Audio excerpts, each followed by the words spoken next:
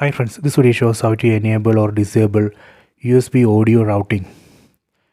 Go to settings, select all settings from top right corner. Then go to system.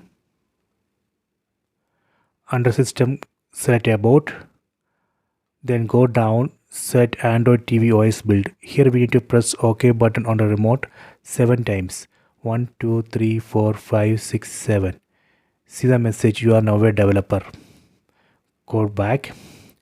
Now under system you can find new option called developer options. Select it.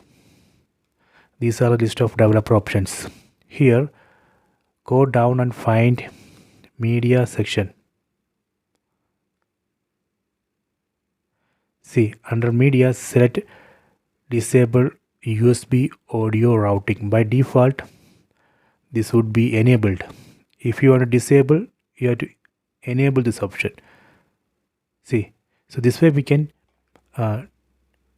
disable USB audio routing. If you want to enable, you have to turn off this.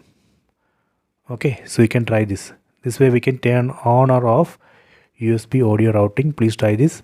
I hope you have enjoyed this video. Please subscribe this channel. Please like and share the video.